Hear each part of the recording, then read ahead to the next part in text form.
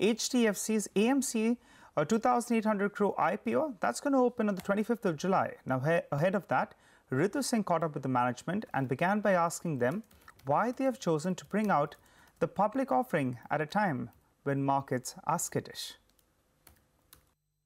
The markets may be skittish at the moment, and there may be some volatility, and maybe emerging markets are not the flavor of the month, but we are very confident that the future of mutual fund industry, the way it has grown over the last 18 months post demonetization, we feel very strongly that this growth will continue. If you look at any kind of numbers of penetration levels, penetration of mutual funds as a percentage of GDP is very low in India. It is some 13%, and this is some 40% and 60% elsewhere. So it is the beginning. India is the fastest growing large economy. We will continue to grow at 7.5% to 8% the next few years. Global growth is only 3.9%. So every factor, if you look at, even if you look at equities, managed equities under all the mutual funds, equities under management under all the mutual funds, it is only 4% of our market cap. Okay, so it's 4% of market cap. So this figure has to go up. So we are confident of the future of the mutual fund industry. All right, so going by that, clearly there's a lot of opportunity to grow for the mutual fund industry and for HDFC Mutual Fund as well. Won't you be requiring capital to aid this growth? Because as we understand in this offer for sale, HDFC and Standard Life will be taking their respective shares and nothing really comes into the company. So just the beauty of the business in a way is that the business doesn't need capital. So if you see the capital adequacy in the business, it's 50 crore rupees. And if you want to do PMS, it's another 10 crore rupees. So while our net worth today is over 2,000 crores. So the business is significantly well capitalized. I agree the costs are low, the distributor's fee, etc. I mean, there's not much in terms of an expenditure for you, but keeping in mind that you're targeting this higher growth rate, would you be looking at inorganic means, for instance? And for that, won't you be requiring capital? Are you looking at something of that sort in the near future? So firstly, there's nothing like on the table that we're looking at in terms of acquiring. Obviously, if we are required to acquire something meaningfully large, then we may have to go back to shareholders and ask for capital.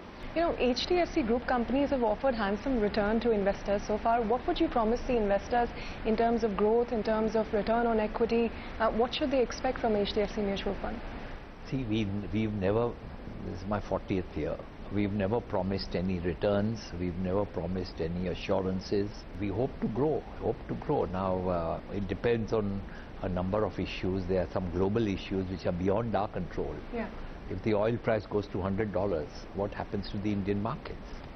And if the Indian markets start diving, then the fresh money will not come. So there, US dollar is strengthening, trade tensions are there. So these are all external factors where neither we nor the Indian government have any control. Okay.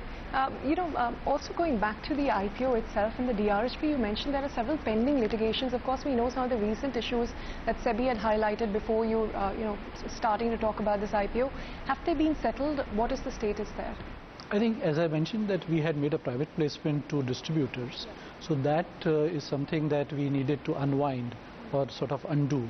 And that's a process we have now almost fully completed. So all the distributors have transferred shares. It's one of the KKR entities that has bought it.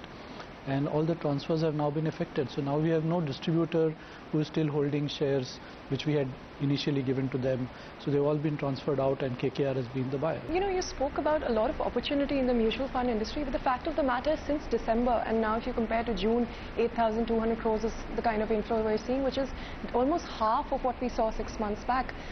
Do you see this trend reversing anytime soon? I mean, I understand the investor behavior has changed since demonetization, but what is the future now? See, immediately after demonetization, large sums of money came in. Then it sort of tapered down. But net inflow is always there, and net inflow has been reasonably positive. So there will be months ups and downs. I'm sure there will be some months where you don't grow that much. So it is difficult to predict. But I think the common man, the man on the street, they have understood that mutual funds now is a vehicle to invest It's a safe vehicle to invest. And many people, many investors who do not want to take risk invest in the debt schemes or the hybrid schemes, which was earlier called balance scheme. Part of it in debt and part of it in equity to hedge their risks.